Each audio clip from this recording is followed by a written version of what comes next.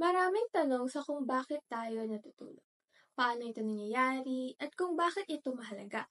Kaya nais naming masagot ang mga katanungang ito sa pagsisiyasat ng tekstong Why We Sleep, Unlocking the Power of Sleep and Dreams na akda ni Matthew Walker. Sa pananaliksik na ito, sasagutin namin ang mga sumusunod na mga tanong. Sino ang may akda? Kung ano ang kapangunahing kaisipan na nais ilahad ng may akda? Ano-ano ba ang katibayang ginamit ng may akda? Ano-ano ang limitasyong inilatag ng may akda tungkol sa teksto? Kung ano ang sariling pananaw ng may akda? Kung buo ba ang artikulo? Kung may katuturan ba o kabuluhan ang teksto? At kung ano ang pangunahing katuturan at kahulugan ng akda sa disiplinang kinabibilangan nito. Ang may akda ng artikulong Why We Sleep, Unlocking the Power of Sleep and Dreams ay si Matthew Walker. Si Matthew Walker ay dating propesor ng psychiatriya sa Harvard Medical School at kasalukuyang propesor ng neuroscience at psikolohiya sa Universidad ng California sa Berkeley. Siya ang nagtatag at ang direktor ng University of California, Berkeley Center for Human Sleep Science. Si Walker ay nakagawa ng mahigit 100 scientificong pananaliksik at ang isa sa mga pag-aaral niya ay umaalam sa kung paano naapektuhan ng tulog ang kalusugan ng tao. Nakatanggap siya ng maraming gantimpalang sumusuporta sa pagpupondo mula sa National Science Foundation at sa National Institutes of Health. Ang kanyang libro na Why We Sleep ay isang paraan para muling kumonekta ang mga tao sa pagtulog. Sa libro niyang ito, ipapaliwanag ang kahalagahan at mga posibleng maitutulong ng pagtulog sa kalusugan ng tao, tulad na lamang ng pag-aayos ng iyong mood, pagbalanse ng mga hormones, pag-iwas sa cancer, Alzheimer's, pagtaba, diabetes, at iba pa. Nagtatapos ang librong ito sa pag-iisip na pumupukaw sa pananaw ng mga tao sa pagtulog, lalo na sa pinakamalaking isyu ngayon sa modernong panahon, ang kakulangan ng mga tao sa pagtulog o sleep deprivation. Ang Why We Sleep ni Matthew Walker ay isang masusing pagsusuri sa siyensya ng pagtulog na nakatuon sa sinumang nagnanais matutuhan ang napakahalagang papel ng pagtulog sa ating kalusugan at kagalingan. Tinalakay ng aklat ang mga konsepto at jargon ng siyensya ng pagtulog sa isang maikli at madaling maunawaan na paraan, upang mabigyang daan sa lahat at matutunan ang mga natuklasan mula sa kanyang pananaliksik.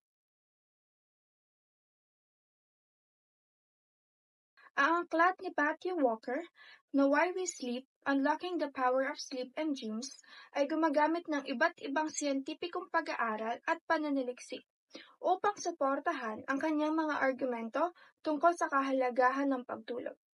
Kasama sa mga pag-aaral na ito ay ang neurology at psychology, physiolohiya, pediatrics, epidemiological studies at cognitive science. Ang mga pag-aaral sa neurology ay nagpapakita ng papel ng pagtulog sa pananatili ng malusog na utak, memorya, pagkatuto, at emosyonal na kalusugan. Ipinapaliwanag ng mga pag-aaral sa physiolohiya ang koneksyon sa pagitan ng pagtulog at pangkalahatang pisikal na kalusugan.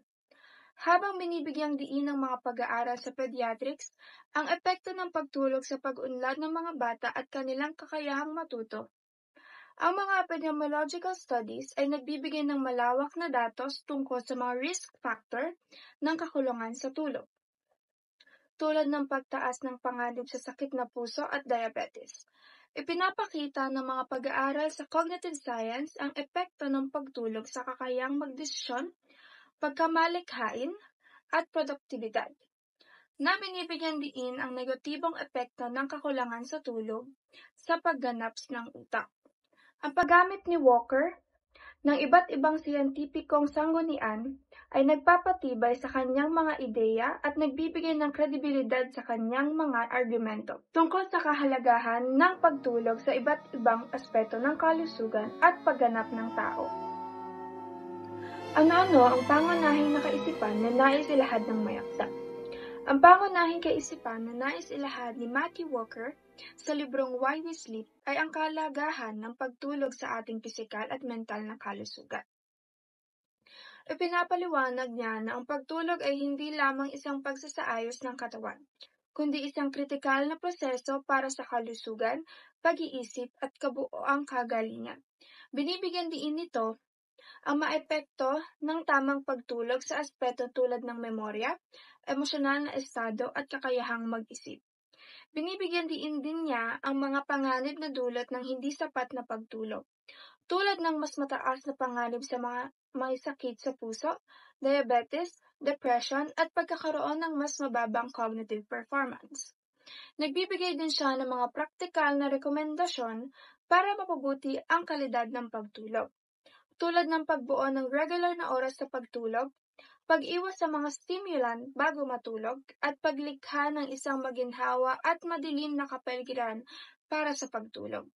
Sa pangkalahatan, layunin ng libro na ito na itaas ang kaalaman tungkol sa kahalagahan ng pagtulog at himukin ng mga tao na baguhin ang kanilang mga gawi upang mapanatili ang mas malusog at mas protektadong buhay. Ano-ano ang mga katibayang ginamit ng may akda? Sa aklat na Why We Sleep, Unlocking the Power of Sleep and Dreams, ipinaliwanag ni Matthew Walker ang papel ng pagtulog sa pisikal at mental na kalusugan. Ibinase niya ang kanyang mga pahayag sa maraming siyentipikong pag-aaral, kasama ang pananaliksik sa psikolohiya, pisyolohiya at neurology na may kinalaman sa pagtulog.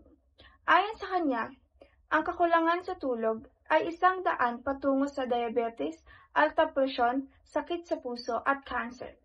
Gumagamit si Walker ng mga advanced neuroimaging techniques tulad ng fMRI upang ipakita kung paano nakakatulong ang pagtulog sa pananatili ng kalusugan ng utak. Inilalarawan niya ang mga mahalagang papel ng REM sleep bilang tagapag-regulate ng emosyon at tagapagpasigla ng malikhaing pag-iisip. Ibinahagi rin niya ang mga kaso ng karamdaman na nangungugnay sa pagtulog at binibigyan diin sa kanyang aklat ang kahalagahan ng pagtulog sa ebolusyon ng tao at hayop. Mga konklusyon ni Walker mula sa kanyang malalim na pananaliksik, empirikal na ebidensya at mga klinikal na obserbasyon ay nagbibigay diin sa kritikal na kahalagahan ng pagtulog para sa ating kalusugan at pangkalahatang kapakanan. Ano-ano ang limitasyong inilatag ng may akda? May ilang mga biases na itinuring na may limitasyon sa kanyang akda. Ang aming napansin sa pagsasaliksik sa kanyang gawa, isa sa pinakitang limitasyon ng may akda ukol sa teksto ay ang kanyang pahayag ukol sa ganap na pag-iwas at ipagbawal ang paggamit ng mga inuming may alkohol bago matulog. Ngunit, tutulang marami sa mga individual sa pagkitil o tuluyang pag-iwas sa alkohol at ito ay hindi makatwiran. May mga tao pa rin nagnanais uminom bilang pampakalma at pampatulog, ngunit walang ipinahayag ang author sa kung paano ito ay sinasagawa. Hindi na itala ng author na dapat pa rin nating isaalang-alang ang kahalagahan ng pagbalanse ng ating personal na kagustuhan sa pang-araw-araw na kabuhayan. Ang pagmatsyag sa kanilang sarili kung sa tingin ng isang individual na ang pag-inom ng balanseng alak ay hindi tiyak na nakakaapekto sa kalidad ng kanilang pagtulog. Hindi ito dahilan o ilimitado para sa kanilang iwasan uminom ng mga inuming may alkohol. Higit pa rito, ang pagbigyang pansin lamang sa argumento ng may akda ay maaaring potensyal na baliwalain ang wastong ebidensya ng mga partikular na konsepto na maaaring sumalungat sa argumentong nailahad. Partikular ang mga pangunahing paksa tungkol sa mga pampatulog o sleeping pills ay nakatuon sa higit pang mga pansariling pangangatwiran sa paraang nagbibigay ito ng diin sa mga komplikadong issue na nakakaapekto sa mga positibong benepisyaryo ng ating pagtulog. Kinakailangang kilatasin at pag-aralan ang mga pananaw ng may akda at kung paano ito nailalahad ang mga katibayan upang komprehensibong magkaroon ng kamalayan sa mga ipinakita ng teksto sa ating kaisipan. Why We Sleep, Unlocking the Power of Sleep and Dreams. Tinaguri ang correlational na pananaliksik, Ngunit ito'y nakatuon lamang sa sanhi at epekto ng relasyon sa kawalan ng tulog at mga sanhi nito sa iba't ibang salik sa halip na ipokus ang direktang ugnayan sa pagitan ng dalawang magkaibang konsepto. Sa makatuwid, ang may akda ay kailangang magsagawa o dumaan sa proseso ng eksperimentong pananaliksik tungkol sa pagpuyat o kawalan ng tulog at kung paano ba ito nakakaapekto sa mga sinasabing konsepto. Kaya't masasabi namin na hindi ito may tuturing na correlational na pananaliksik bagkus ito ay eksperimentong pananaliksik. Gayunpaman, hindi ganun kadali ang kumuha ng datos sa pananaliksik na ito dahil sa ethical at personal na paglahok ng isang individual. Kailangan nating suriin ang mga impormasyon at mga argumento sa parang ito'y ipinakita at maging maalalahanin sa iba pang mga paliwanag na nakakaapekto sa konseptong ito.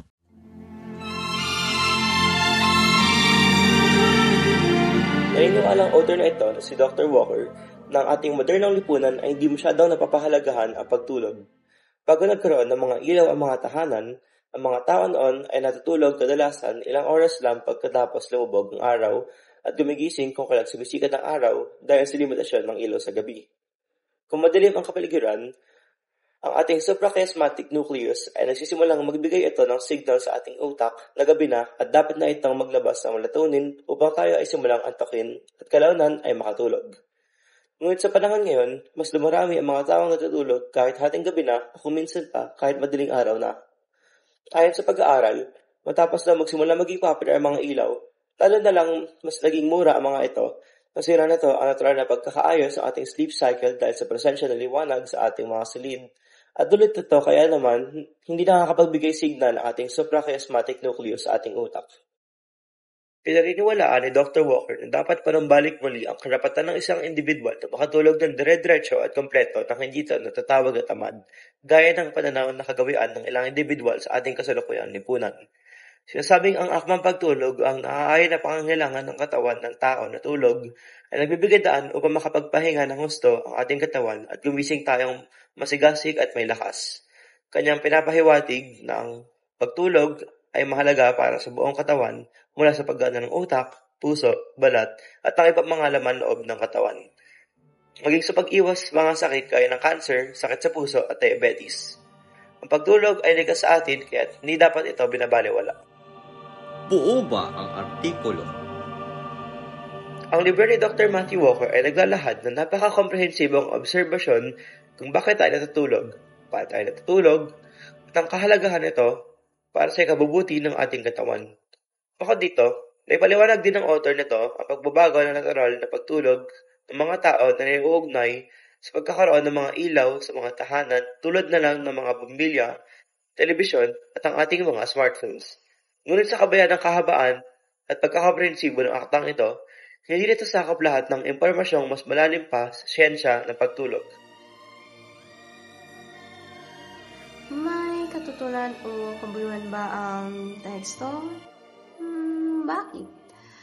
Oo, nang bibigyan ni libro ng malalim na pag-unawa sa napakahalagang papel ng pagtulog sa iba't ibang aspeto ng ating kalusugan, kabilang ang kakayahang mag-isip, emosyonal na kalagayan, pisikal na kalusugan, at pangkalahatang kagalingan. Pinag-aaralan ni Matthew Walker ang mga scientificong pananaliksik upang ipaliwanag kung bakit tayo natutulog. At tinalakay din ito ang mga malulubhang epekto ng kakulangan sa pagtulog, tulad ng pagtaas ng panganib sa mga chronic na sakit. At ang mga halimbawa nito ay Alzheimer's, diabetes, at cancer. Upang masolusyonan ang mga isyong ito, nag-aalok ang libro ng mga praktikal na payo para mapabuti ang kalidad ng pagtulog, gaya ng pagpapanatili ng regular na schedule ng pagtulog, paglikha ng magandang kapaligiran para sa pagtulog, at pag-unawa sa epekto ng mga pagpipilian sa pamumuhay ng pagtulog. Ang mga komprehensibong tekstong ito ay tumutulong sa mga mamabasa na maunawaan ang tunay na halaga ng pagpapahalaga sa magandang mga gawi sa pagtulog. Ano ang pangunahing katuturan at kahulugan ng akdang sa disiplinang kinabibilangan nito? Ang pangunahing kahulugan ng librong Why We Sleep ni Matthew Walker sa loob ng neuroscience at sleep research ay ang bigyang diin ang kritikal na papel ng pagtulog sa kalusugan ng tao. Malalim na tinatalakay na aklat kung bakit napakahalaga ang pagtulog, ngunit madalas na hindi napapansin na ito rin ay isang bahagi ng pagpapanatili ng pinakamataas na kalusugan at iyong araw-araw na gawain. Binibigyan din ni Walker na ang pagtulog ay hindi lamang upang maibalik ang enerhiya, ngunit mahalaga din para sa pagpapatatag ng memorya, emosyonal na regulasyon, immunological function, at pangkalahatang kagalingan. Sinasabi nito na ang matagal na kawalan ng tulog ay may negatibong impluwensya sa parehong mental at pisikal na kalusugan, pagtaas ng panganib sa pagkakaroon ng sakit, sa utak at puso, pati na rin sa depresyon. Isa pang halimbawa nito ang pagpapababa ng mga proseso ng pag-iisip tulad ng pag-aaral, pagiging malikhain, at paggawa ng desisyon. Mula sa teksto ni Matthew Walker, napahayag niya na isang fundamental na haligi ang pagtulog para sa development ng ating katawan sa pang-araw-araw. Ngunit sa kabila nito, patuloy na binabaliwala ng mga tao ngayon ang pagtulog ng sapat at maayos. Mula nang mawala ang natural na pagtulog ng ating mga tao, tila ba na nawala na rin ang karapatan nating makatulog. Ang pagtulog ay nasa human nature o natural na sa ating mga tao. Hindi dapat ito ikahiya o baliwalain. Sana nawa maging aral sa inyo ang tekstong ito at magpabago ng inyong pang-araw-araw na gawin